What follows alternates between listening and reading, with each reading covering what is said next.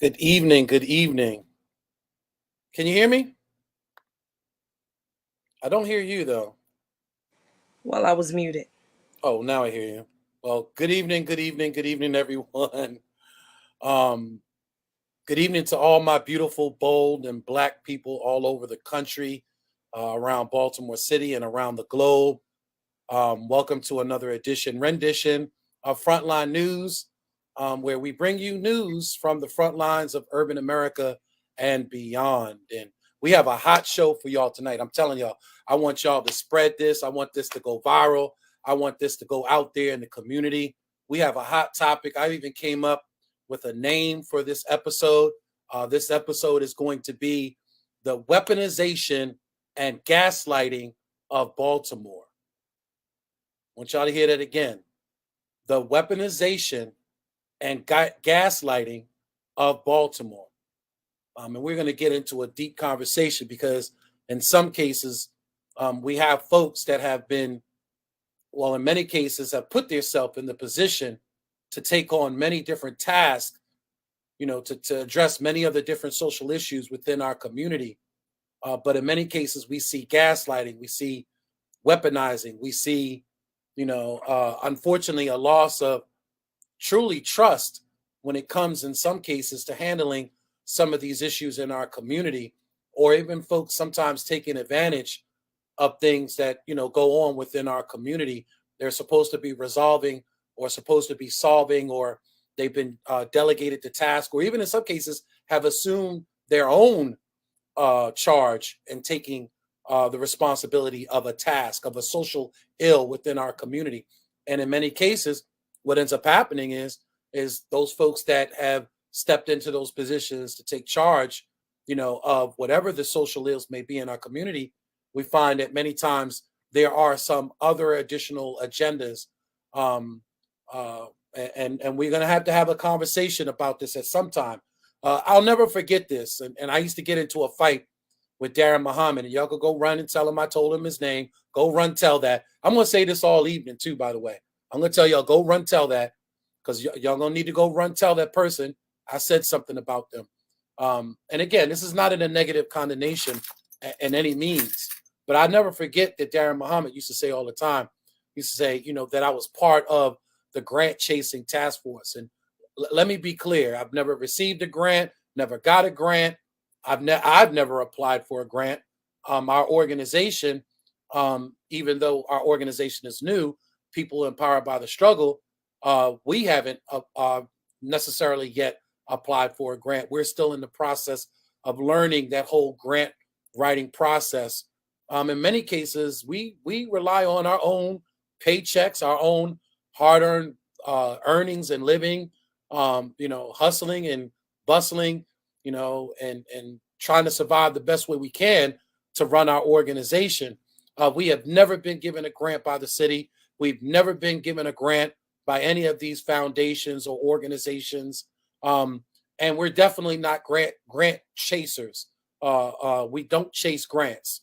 And in many cases, a lot of times we don't want to be associated or affiliated with other people, because in many cases, we don't want to be guilty by association for some of these people's corruption or ethics or morals or whatever, their particular issues may be. So I'm telling you that this is going to be hot tonight. I want y'all to please share this, make this go viral, let everybody know exactly what's going on with this conversation tonight. We got to have real talk sometimes with each other. We got to put each other out there sometimes and have these discussions. We may not necessarily like it, but at the end of the day, we're going to figure out how to best navigate for our community. And we're not going to allow certain things to be tolerated or certain narratives to be painted, about our community. So, Well, and Jason, I want to say something. No, we don't grant chase because we don't know how to grant right. So, so there you go. If you're a grant writer out there and you'd like to help us, because we've taken courses, we've tried to learn the process. The process is very complicated for us. Many times we're too busy out there they actually even sit doing down, the work. even to look at looking at how to write a grant. Correct. So that grant chasing thing is out the window. If I knew how to write a grant, trust, one for certain and two for sure, I'm running to a brand. Because guess what? We see that nobody else is going to have our back for us. You got to help us help each other. And nobody wants to help us. So we do it ourselves. Because just like you said, it's certain things that we will not do. We will not compromise ourselves nor our organization to be a part of somebody's nonsense. Or our people. Nonsense, mess.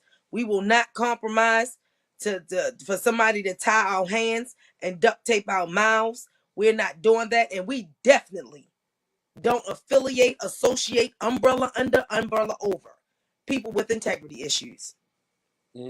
So look, we jumping ahead. We're already jumping ahead. I was laying out the basic.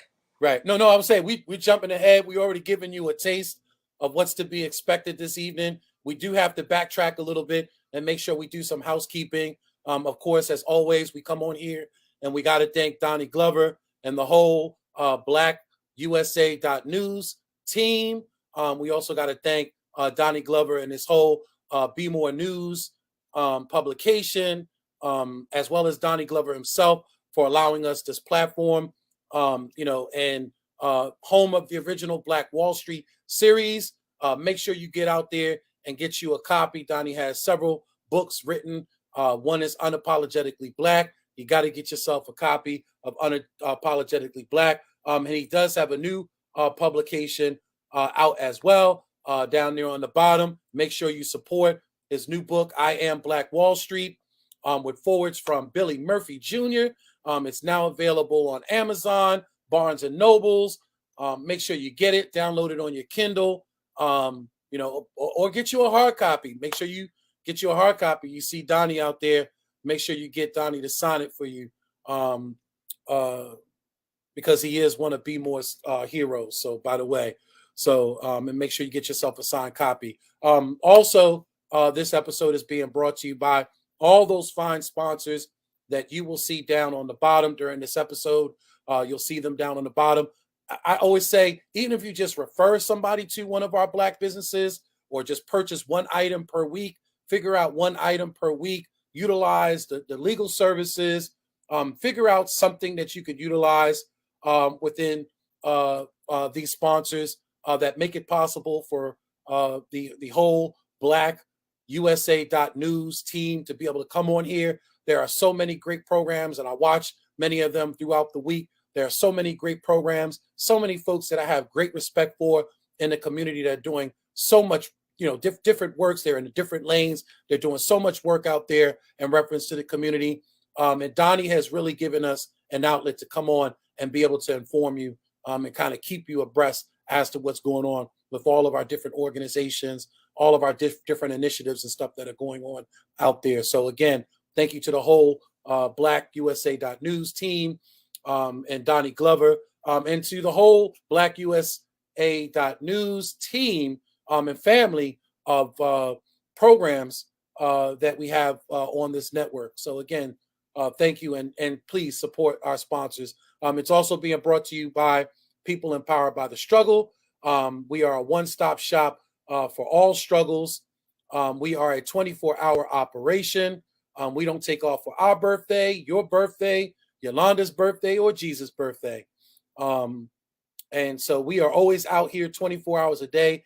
We get phone calls all time of the night, whether we're talking people down off a ledge, we're trying to help people in reference to housing issues, homelessness issues, even dealing with the criminal justice system, domestic violence, whatever your issue is, put your trust in us. Allow us to help you to navigate through, this spider web of just nonsense sometimes when it comes to governmental bureaucracy.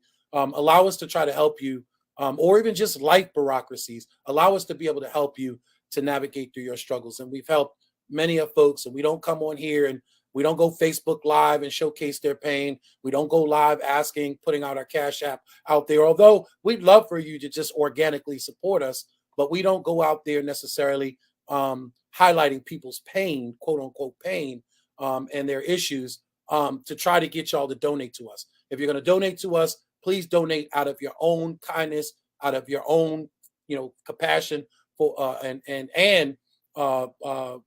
heart for what we do. But if you want to reach us, you can reach out to us. Our number is 443-355-0814. Or you can also go to our email and send us an email. We'd love to hear from you, pebts.org@gmail.com. Or you can easily also go to our website, and I thought I had that listed up there. My fault, family. I thought I had this up here. Let me make sure that it shows up there. Or you could visit our website at pebts.org, learn more about us. There is a donate link on there. It works. There are several different ways that you could donate to us off of the website. Go to the website and give us a contribution. Again, every dollar, I can guarantee you, that we spend, plus money out of our own pockets, go out to helping families, helping folks within the community to navigate through their struggles. So with that, the housekeeping's out of the way. Let's move forward. Yolanda will be back in a second. I already know she's getting phone calls in the middle of the show in reference to people and folks from our community that need help. So, and there you go. All right, so let's start this off. So, this weekend there was an incident that jumped down, and there are some things that we definitely want to clarify. Wait, is Deron on? Not yet. Nope, not yet. We're still waiting on, and everybody's been given an invitation, including some of the folks we will be talking about this evening. They've been given an invitation, and they're more than welcome to join us if they like. Matter of fact, anyone is willing to join us if they like. You can come on, jump on here at any time. Here's the information. All you got to do is copy that link right there into your browser, and we will let you in backstage, and we will bring you in, and you can be a guest on our program. We have an open policy here, and we want to get into these discussions with the community. We don't want it to be just about just the host that you see on the show and our organization and the work that we do. We want those frontliners. We want those grassroots organizations. We want those who are out there in the front lines of our community. We want you to come on and have these discussions and these debates, and let's figure these things out and find out what is the best way to address the issues within our community. So without further ado, so this weekend, there were some events that took place in Baltimore City.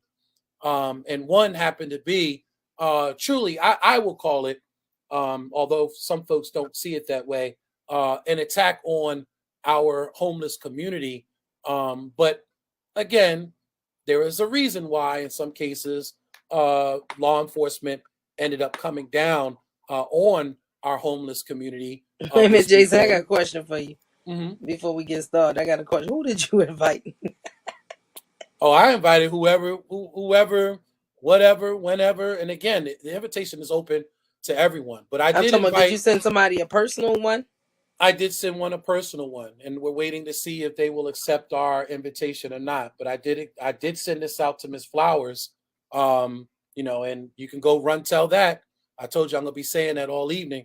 You can go run tell that that we did invite Ms. Flowers to come on with us, and let's have the debate, discussion, whatever it's going to turn into. Let's have that discussion, because there's some things that we have seen, and again, we won't compromise. I don't do the compromising. That's why for years I've never joined any organization. And it is this lady right here that you see on the screen. It's the only organization that I decided out of all the years that I've been here in Baltimore to join up with. And the reason why is because of her integrity. The reason why is because of her uncompromising position when it comes to our people. It also because she's unapologetically Black. And if it wasn't for many of those traits that I find to be, stellar traits in our community, I wouldn't have joined her organization. But again, there's plenty of organizations that I've been around, and I've always thought about joining certain organizations, but just the vibes weren't right. In some cases, I was kicked out of organizations before I even had a chance to join. I used to be a part, or used to go and partake in the meetings with the Baltimore Black Think Tank. Go run tell that. Go back and go tell them that I said the Baltimore Black Think Tank. I had an opportunity to be a part of that. They kicked me out and called me a CIA spy, said that I was associated with the CIA. Well, Jason, that's what people do. That's what people do when they, one, you're stronger than everybody, and two, that's what people do when they don't agree with you. See, that's the problem. People always seem to think that they're under attack when we don't agree with them. We don't have to agree with you. Correct. That's not liberation. That's not that's not being truthful and honest. That's not revolutionary. Right. But see, the thing is that even in our own organization, everybody don't always agree with me. Do you think I'm just gonna sit up there and start a whole bunch of nonsense because nobody agrees with me, or say let's vote the person off the island because I don't agree or they don't agree? No. It's always room. In order for you to be an effective leader, you have to be an effective follower. In order for us to know how to lead, we have to know how to follow. And it's never too late to learn, grow, listen, or, just sit back and not be on the forefront of everything. Yeah. So again, to start this off, so this weekend there was, again, an event that jumped off at the homeless encampment down there by Gay Street, down there by the old diner, where they hold the farmers market every Sunday. Now, originally, majority of the folks that are down there are majority of the folks from the original encampment, the Tent City encampment, the Occupy City Hall movement that took place several weeks prior to. And even during that time, Yolanda worked very diligently to work with the city. And when we mean work with the city, we don't mean like employed with the city, paid off by the city, because when we say certain words, it's like, people have a tendency to interpret it differently. But when we mean by work, she could communicate it with the city, she communicated with the agencies, and she really worked on trying to get the majority of the men and women that were down there at the occupied tent city to get them into some sort of program, temporary shelter, get into something so that we could monitor what was going on, get you on that pathway to hopefully get some sort of housing option at the end. Because I think there's a misconception, and me and Yolanda, have been having this conversation the last couple of days, that there really seems to be a misconception. I think that it's unrealistic, and we set unrealistic expectations to especially our homeless population when we tell them, we're going to get you housing, or you're going to be placed in housing, or you're eventually going to be in housing, or eventually you're going to be in a home. Because I don't care what city, state you may think that you're in, housing just doesn't pop out of the thin air. And housing just doesn't, crap out of somebody's buttocks at will. It doesn't happen that way. There is a process. And right now, Yolanda has 8 women and with children. 2 of the families have children with disabilities that we are in the process of trying to get some sort of help for. That currently the shelters are filled up, the programs are filled up, and unfortunately, we have 8 families that are still looking to be placed into some sort of temporary housing or shelter circumstance until they can get to a voucher or get assessed to what their needs are and get them to the next level or the next step, which would be some sort of hopefully permanent housing.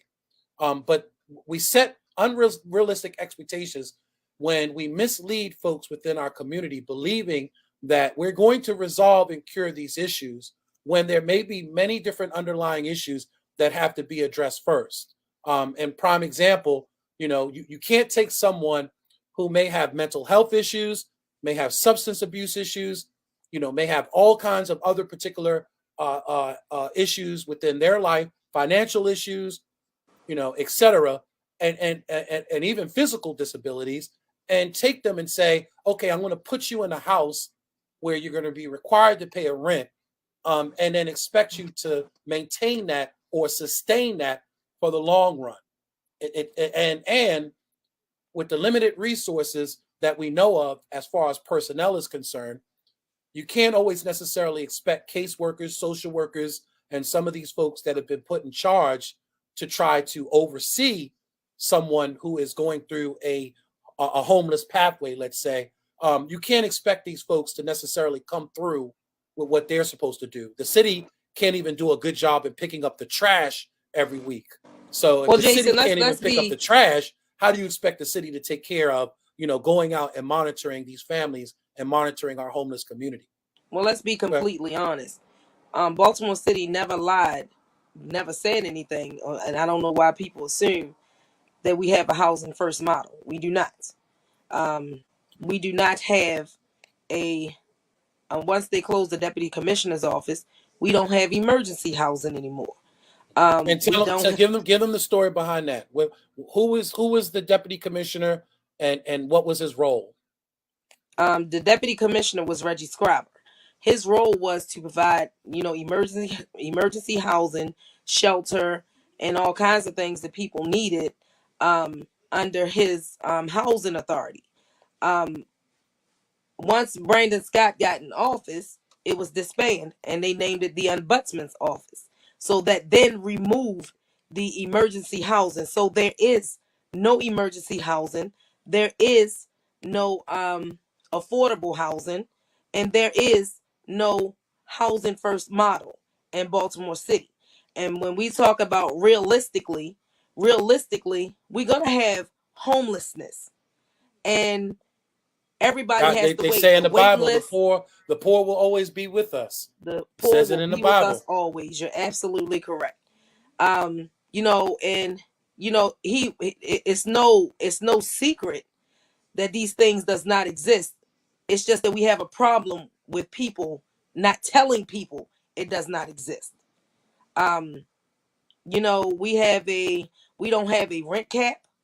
People can't afford to pay rent. So realistically, it's unrealistic for them to think that, a voucher or a subsidy is just going to be given because we hold a protest. That's not what happens. Right. When we were down there the other day, and for some reason, people seem to think that,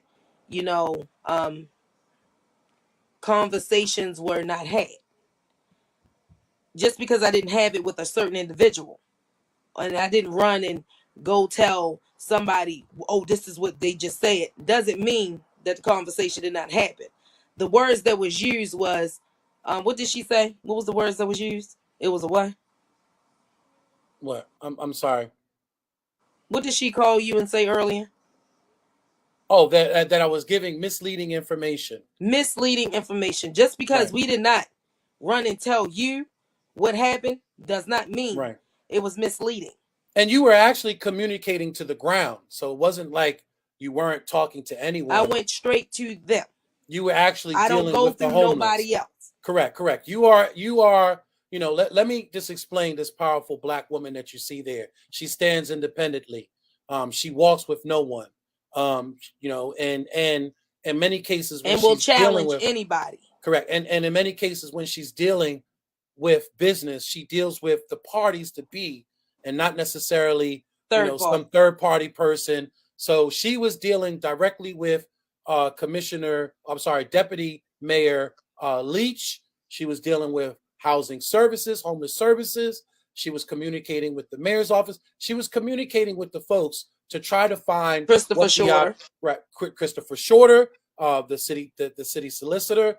No, not the city solicitor. I'm sorry, the city manager. City administrator. City administrator, right. And so, and what the conversation was, what's interesting was I had an opportunity to kind of, peep in and listen to these conversations that Yolanda was having. Everything that Yolanda was talking about with them was making sure that the groups of individuals that were having challenges in reference to finding shelter, finding housing, that they have to be considered to be at the table first, not Yolanda. And I never heard of anything so, to me, in some cases, is selfish, because for most of us grassroots activists, we want a seat at the table.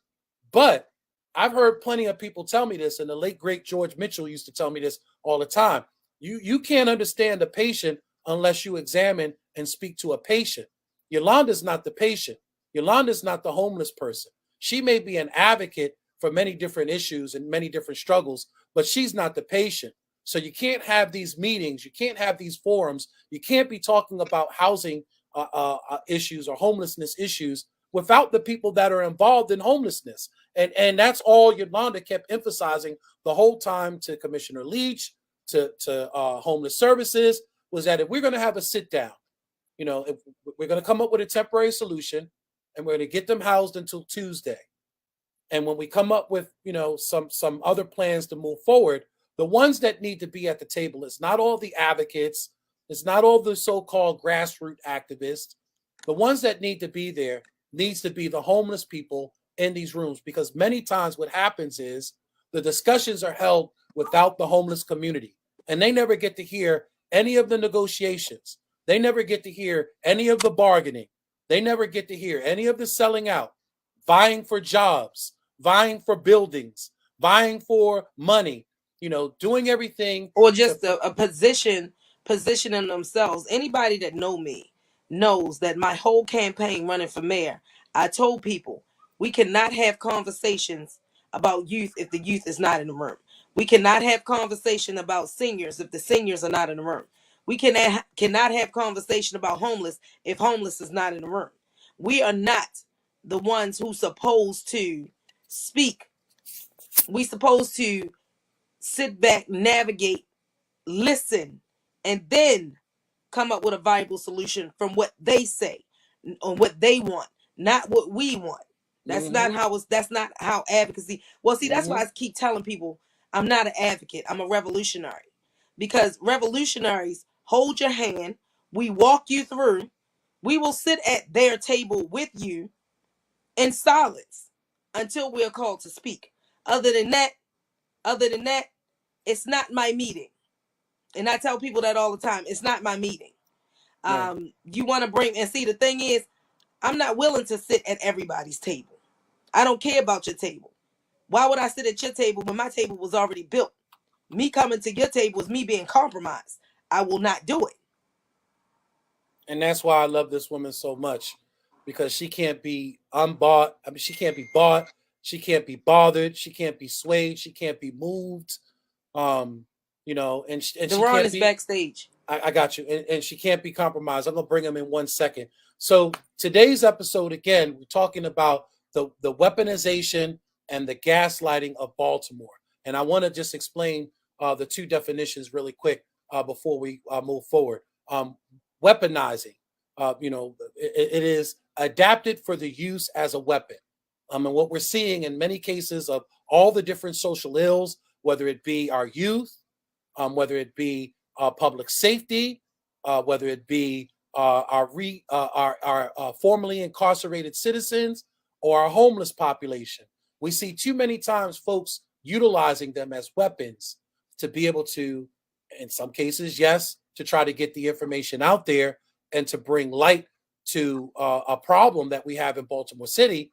But in many cases, there's an underlying, unfortunately, self-fulfillment that's being looked at for either themselves or for their organizations. And in some cases, there's nothing wrong with that, but it has to be genuine in reference to the work that you're going to do for the people first. You understand? There's nothing wrong with getting a building, but is it all about the building, or is it about resolving the issue with the homeless community and ending homelessness? Because a building, in some cases, to me, is just a setup to continue, the perpetual cycle of homelessness. We're talking about solutions that Baltimore has, the solutions that Yolanda has in reference to the tiny village. We're talking about solving. Don't forget Big Sis down there at the theater. Oh, that's right. Big Sis down there. Sister Angie down there. Angela down there. At the Harlem Theater. Park, at the Harlem Theater in Harlem Park. We're looking at resolving issues. We're not looking at just supporting our initiatives or our organizations to continue the cycles to keep going. No, we're looking at, again, resolving the issues. Wait a minute, but Jason, you don't notice something about, bring Deron on. You don't notice something about. I want to introduce him because he wants his introduction. You can introduce me. We ain't do no introduction today. Just bring him on. Okay. And we're 30 minutes in. No, you will not. I will receive my introduction, brother. You go ahead. You're in the dark. Listen. Go ahead and hit that little thing. Matter of fact, I'm going to just I'm gonna just turn my camera off He's gonna check and let himself you do out. your thing. Yeah. Deron, neither one of us had an introduction. We're Listen, 30 brother, minutes in. I have Look, nothing to do with that. No, so So, what? You're late. look. brother, Without further ado, let's bring him in. Without further ado, who am I? the greatest rapper alive in Baltimore City, King Deron Hill. Listen, brother. You know? Don't forget he turned 33 on yesterday. That's right. 33 hey. years, 33 revolutions. I got a 33 around the earth. I mean, around the sun. That's not the one that I asked for. That wasn't the introduction. I have a 33-year-old. Right. This is That's not not gonna hit me till he turned 34 next year. Listen, it's not giving what it's supposed to give. Look. I wanted to explain the word gaslighting. According to the dictionary, or according to online, it's saying that gaslighting is a form of psychological manipulation, in which the abuser attempts to sow self-doubt and confusion in their victims' minds. And what we see too many times with our homeless with our homeless community, is that manipulation, that psychological manipulation, on both parties. And we want to be clear about something. When Yolanda started this organization, one of the things that was interesting that I found was Yolanda used to say all the time, like we went out to McCullough Homes, and we get out to McCullough Homes, and I hear her, telling the housing people there that she fights for tenants' rights and responsibility. And when I heard her say that, like, I had to really think about it. I'm like, what is she talking about? And then she explained it to the housing director. She said, look, I don't just look at, the ills. Yes, housing has issues. Yes, there's rats, there's infestation, there's neglect. You guys are a slumlord by far. But there's also stuff within our community ourselves that we are responsible for. You had to say it like that. We have to take accountability. But he had to say it like that. Told him out we there slumlords.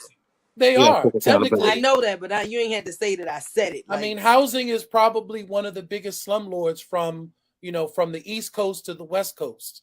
They've done stories on 60 Minutes in reference to public housing throughout America. And people like Ben Carton came in and did absolutely nothing in reference to public housing, because they don't get it. They don't get it. They think that public housing makes us lethargic. It only makes us lethargic when you don't have all the pieces together. And that's what we've been explaining to housing. When you don't have good residential services, you don't have good folks coming in with workforce development, when you have women and children that have been in public housing for 2 and 3 decades, there's a problem. And it's not necessarily... Some of the rules need to change as well. Like, as far as, the father can't be in the household for particular things. Like, a lot of this stuff need to be changed. A lot of those rules, like, I don't know where the rules came from.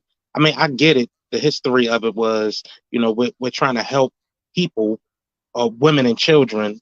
But no, it was done on purpose in the 70s. If you look at it, I'm saying, like, when you think morality, you would think that would be the case. Okay, this guy's got a halo. That's tough. It's my logo. This is our brother Chap. Chap. Okay. It's the logo for my show. Yes, sir. Good.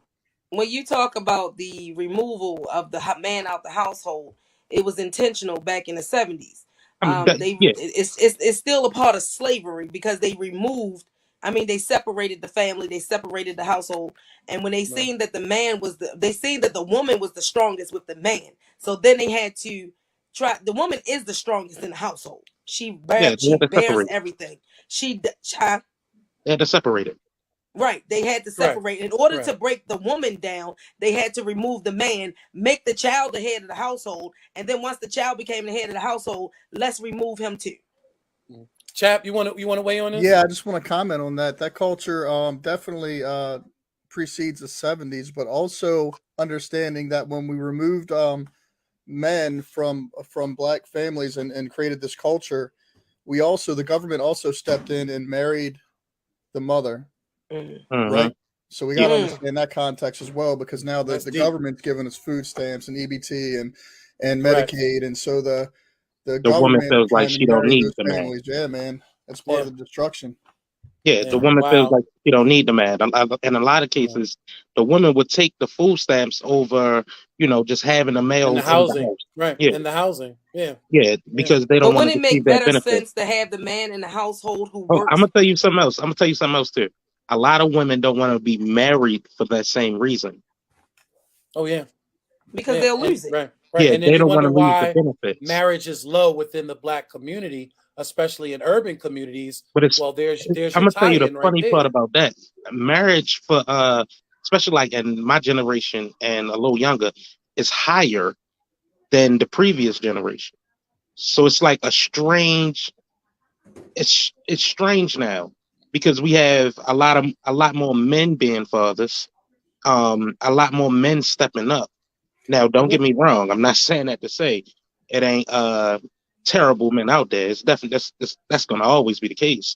But when it comes down to, men, stand up men standing 10 toes down, it's a lot of that, and I see it a lot. A lot of my friends are these men that I'm explaining, and But they also are self-sustained.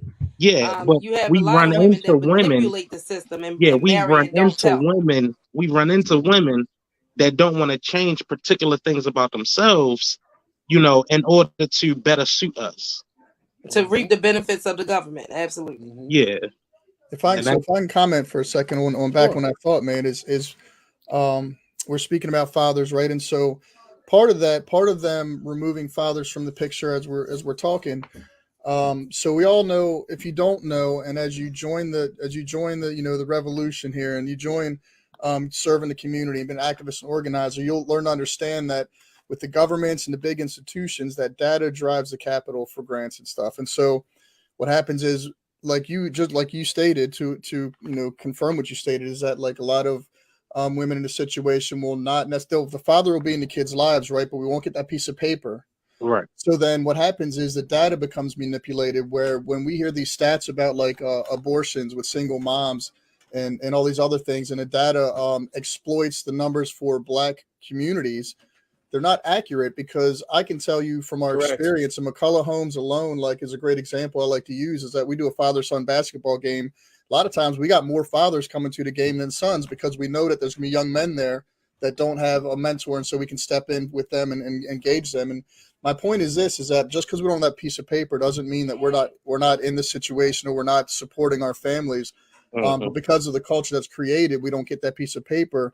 That changes the data. The data is misrepresenting our culture, but then it's driving funds that are just going to perpetuate the whole thing. Yeah, So we and got it's funny. to understand that. Yeah, and it's funny because we don't get that piece of paper because we're told that, if we don't get custody, we'll be automatically put on child support, and that's scary for men. And it really shouldn't be, because if you're smart enough, child support shouldn't be uh, a standard ground when It you should have not be a weapon. yeah, It is and weaponized, and I'm a victim of it. and it's All my it's kids. Yep. and it's real bad, because if you put the father on child support, and he's an active father, a great father, you actually lose in the end, because he could just step away and say, hey, listen, I'm gonna just pay this child support and you deal with the rest. So if my child support payment is $300 a month, or $300 a paycheck, you just got your $300. But Right. now you have me away doing whatever I want to do, or whatever I need to do, and you have to still pick up the slack. So people really need, especially women really need to think about that situation when you're trying to use child support as a weapon, because you lose. Well, see, the problem is that people don't understand child support is a private and a private business. It's not a governmental business. You Right. do not have to use the child Yeah. support office in Yeah. It's order third party. to.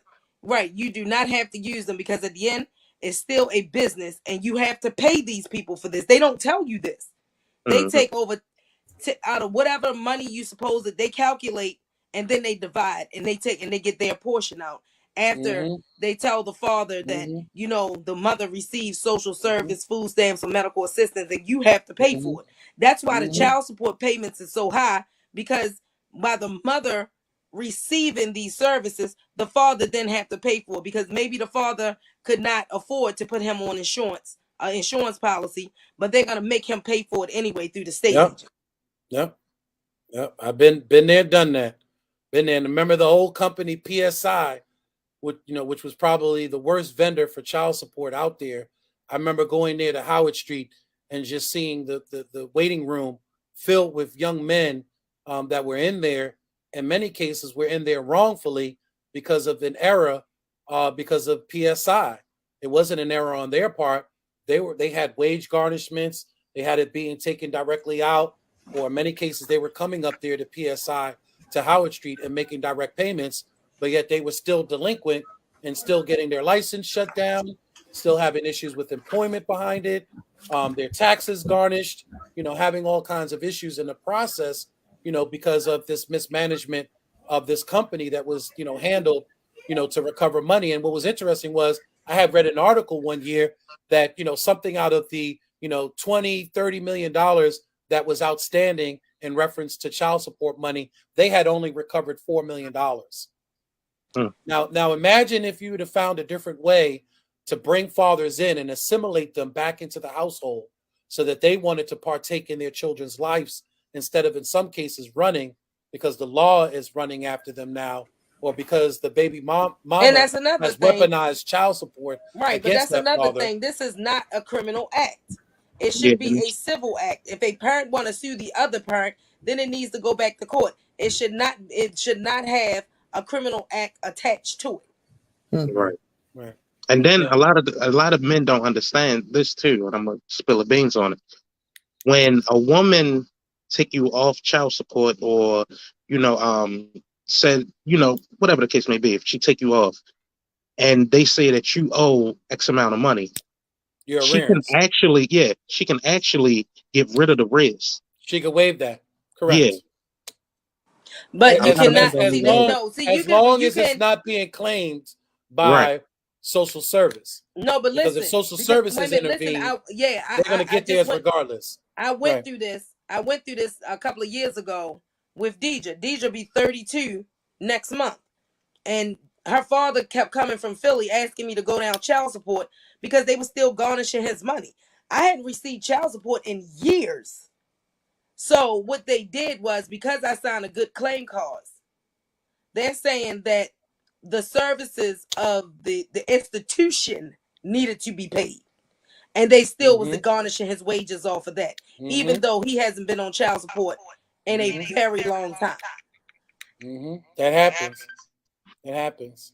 Well, again, we're getting a little bit off subject because originally we were really talking about the incident that took place with the homeless community down there off of Gay Street. And to just bring some clarity, because that's why some of them are under that bridge. Right. Correct. You're absolutely right. And to just bring some clarity, because the news media is truly misrepresenting. If anybody is misrepresenting, it's not Jason who's misrepresenting, it's the news media, because the news media tried to say that our dear brother Piff, also known as, they've been calling him by his government name, Lorenzo, on the news media, our dear brother Piff did not try to set himself on fire. So let's make that clear. What Piff did try to do was do an act of civil disobedience by dragging trash first out, then by dragging his tent out into the middle of the street, creating a circle of gasoline around the tent, and really didn't pour no gasoline on the tent itself. He didn't pour none on himself. And didn't pour none on himself, and was really just in an act of civil disobedience. Was he a harm to himself? No. Was he a harm to the community? No. Was it an act of civil disobedience? Of course it was. And it was out of desperation because of the fact that the mayor's office kept taunting the homeless community in reference to them being removed because they really wanted them out of the way for the farmers market. Technically, it wasn't the mayor's office. It was one of the workers that worked for emergency maintenance. He was the one. The homeless services. Right, and I called him and asked him to stop. I mean, I called Deputy Leach and Christopher Shorter and asked him to make him stop. But by the time we got off the phone discussing, strategically planning, they didn't get the call until he called the police because he felt like they were threatening him, when in all actuality, he the one that started. He created the false narrative. And if you ask me, he did it on purpose. Correct. He was taunting them because they turned the power off under the bridge, and he was wanted gaslighting. to flex. He was gaslighting the circumstance. Again, here it is. Someone that I was talking about has been given the duty or the task to be in charge of something, like, for instance, being a part of homeless services, and you're taunting the homeless community by telling them they have to move. Now, let's back this up a little bit, though. When we spoke to Commissioner Harrison at 11:30 at nighttime, scolding him about what had took place down there, because the police did move in on the encampment. Miss Flowers was manhandled. Piff was tased, and his head fell on the concrete. He also, I think he sprained his wrist, or he broke his hand. He broke his hand. So he didn't break it. They broke his hand. Right. They broke his hand in the process. So there was an incident that took place. But when I spoke to Commissioner Harrison made it clear that he was told to remove the encampment by force, with aggression. And that order didn't come from Commissioner Harrison. That order came up from higher up. So y'all could go run tell that if you need to, because again, we have to put it out the way that it was and how it happened. Now, although they were to come out there aggressively, there were folks down there on the ground that were trying to de-escalate the situation, and the police, who really and truly were acting on orders, and in many cases, I'll say this wholeheartedly, many folks that deal with the homeless community don't have empathy for the homeless population. We watched it even with their own workers, where they don't even like to kind of touch or go around the homeless people because they feel they're dirty, they have hygiene issues, they may be carrying diseases or whatever have you, and they refuse to even go around the homeless people. And we watched. You guys are like, I just want to comment, man. You guys are nailing this all in the head, man. Because as you're speaking, I'm reading a text from one of my guys who's experiencing homelessness, and he chooses to. Sergeant Michael Kurth, he's an Army sergeant. He's like, I'm reading these texts, and he's saying exactly what you guys are saying about like the brute force. He's telling me, he told me, let's see what day this was. This was about a month ago. He was sharing with me there's no consistency, there's no communication. So like he was staying on a parking lot in a space where the police during the day said, look, you're good to stay here. When shift changed, literally, he said, the police bum rushed me off the parking lot. I don't know where to go. Right. And so we had to find somewhere for him to go. And then, and then he goes on to use the same vocabulary you just used. He said, they're treating us as if homelessness is a disease instead of a condition or an experience that can happen to anyone.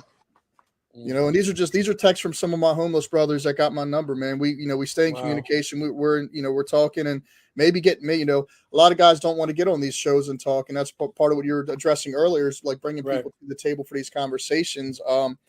Some of them are intentionally living this way because they're tired of all the politics and they're tired of all the lies. And I don't know if you guys ever talked about like when I won't say I supported like some other people who had the demonstration the week of August, leading up to August 20th. There was tents down at City Hall on the lawn, and with the intent of making people, making the agency, the homeless office, basically hold them accountable. Here's 30 people in tents who need somewhere to live, who need. That was us, chat. Okay, I don't want to put nobody out there, but yeah. So Yolanda had people out there, and she said, "Look, these people all need services. Like, do your damn job." And we intended to stay there until the job was done. And what happened was the city came out and offered people bus tickets and money to leave. Here's $20. Go anywhere else because we can't have you here. You know what I mean? And so instead of doing their job, it's easier for them to like take $20 out of their pocket, give it to somebody, and somebody who's living in maybe in that situation is living more urgently and living in more of a situation where $20 can go a long way for the day, and like at least take care of them for a couple hours until the next moment of trauma. But I've been in that situation. I've been homeless several times, and as a young man, I won't say homeless even, because I was privileged enough to at least have a roof over my head.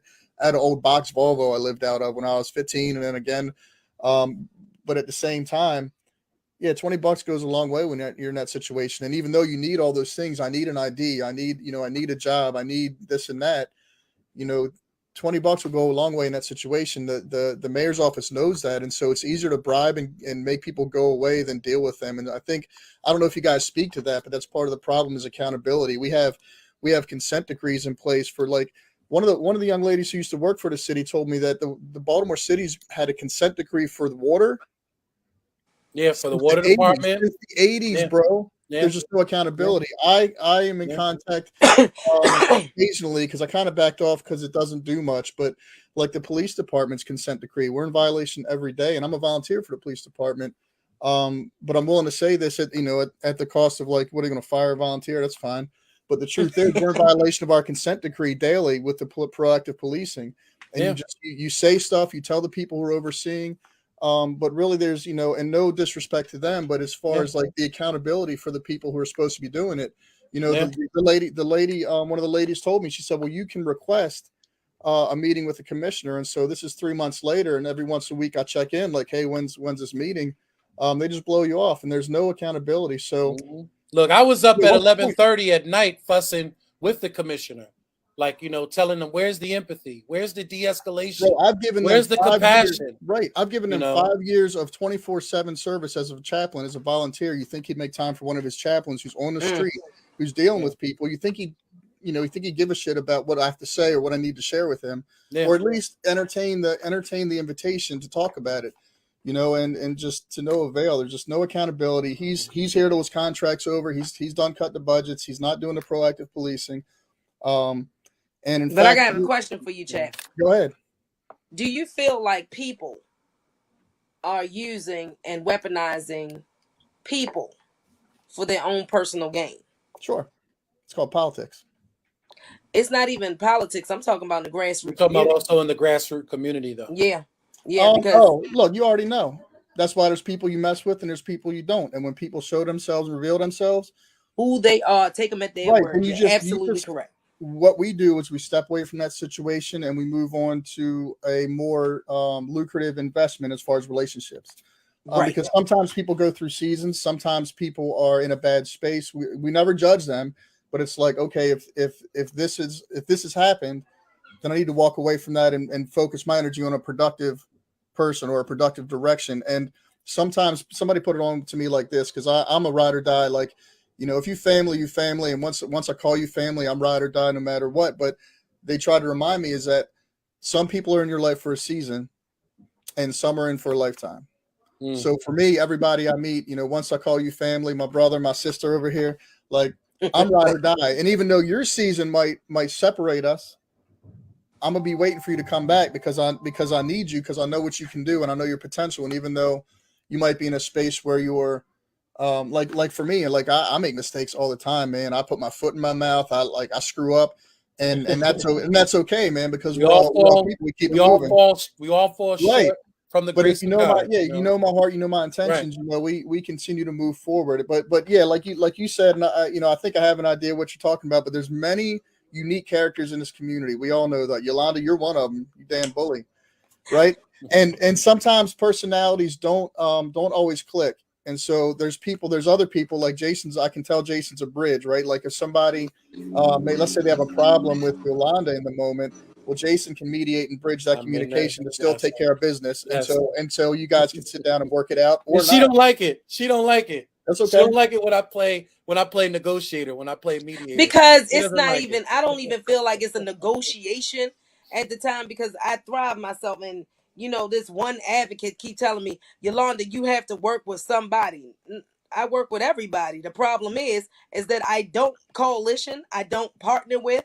I don't speak on these people. I do not do that. Like I said, I don't need to come to your table when I already have a table built. And what's crazy is, makes sense. Right. What's crazy is, let's bring this up. Miss Flowers wanted us to be a part of this coalition, that had all these folks, Pastor McGeechan and all these folks that were supposed to have been involved. Where were these folks Saturday night? Oh, when the homeless community needed them. Right. Where are these folks all week long? When the community really needed them, when we really needed to step up and have these negotiations with And the city. that's what I speak to, because there is moments where those people are very effective and their voice is very loud and very heard. And they and all of us do this, right? We all have our moments where we're very much in the moment and effective. And then there's moments where we fall short. I'm not defending anyone. I'm telling you that and even at the risk of like offending people, like there's a guy who's in charge of a trauma team in Baltimore. And so he's a doctor, and Dr. Humphreys, I'll share with you. I've been partnered with him for like 2 years in the Southeast, mediating in the high tourist areas like Fells Point, Harbor East, Inner Harbor. And in 2 years, I have never seen him. Right. And so it's like, yeah, where are you? But then when the cameras come out, when somebody's shot by a squeegee boy at the harbor, cameras come out, you won't see me, but you'll see him on camera, and he'll be talking about they need money. And it's like, well, do you even know the young man's name who pulled the trigger, or do you even know why he pulled the trigger? Did you know that he got in an altercation, a physical altercation that day with a delegate or senator or whatever? I don't do politics. Antonio Hayes was politicking, right? Got in a fist fight with the squeegee boys. Gave a description. Police picked the young man up. He couldn't be bothered because he was politicking. So he couldn't be bothered to come identify the young man. The young man got let go. The young man ended up pulling the trigger later. Right? So if our leadership can't be bothered to step up, then how do you expect us to? Right. Or let's call it like it is. Today we're watching the news this morning, and we see somebody talking about, well, I was hurt, and I was mistreated, and I was mishandled, and I was, this and that in the process. But there was a young man who was knocked unconscious, who broke his hand, who was tased, and who was told by the media tried to light himself on fire. And never once did I hear you mention anything in reference to this young man, identify this young man, or say anything in reference to this young man. I didn't hear any of that. Wait a minute, I want to ask a question. I want to ask, is Chap and we got to wrap up. No, Chap is gone, and we got to Okay, well, I want to ask a question. Did anybody see Yolanda Pulley on any camera or give a statement to any newspaper? Nobody even knew I was there. And that was intentional, because yet again, this was not Yolanda's movement. Yet again, this was not a part where Yolanda's supposed to shine. It was about those people down there and trying to help them navigate through whatever situation they was going through. So no, I did not jump on nobody's camera. I did not jump on nobody's. They say, "Can I talk to you?" No, go talk to them. You can you because give that's the patient. That's the patient at the end of the day. That's the patient, and you're not going to understand the true story of someone's plight unless you go to speak directly to them. And exactly. And with that, we have to wrap ourselves up. Don't forget, family, to join Smaltimore coming up. Look, I'm getting ready. Shared spaces. Shared spaces with Chap and Quilla Quesadilla. She likes to call it Quilla Quesadilla. And family, we will see y'all next week, same time, same bat channel. And again, y'all want to reach out to us and y'all want to have the conversation. Again, my number, I always list my number on my Facebook page. Yolanda's number is listed as well. Any of y'all can call us if y'all have a problem with anything that we said today. And we can continue the discussion from there. But one thing that we have to stop doing is we have to stop mistreating our homeless population, and in some cases, using them. Right, stop using them. And in some cases, we have to have our tough love with them whenever necessary, because at the end of the day, some of our homeless population had unrealistic expectations as to what was going to happen in reference to their plight with homelessness. 10 seconds. And we have to really, we got to go. We really have to lay out realistic expectations for our people. So with that being said, we will catch y'all next week. Same time. We love y'all. Peace.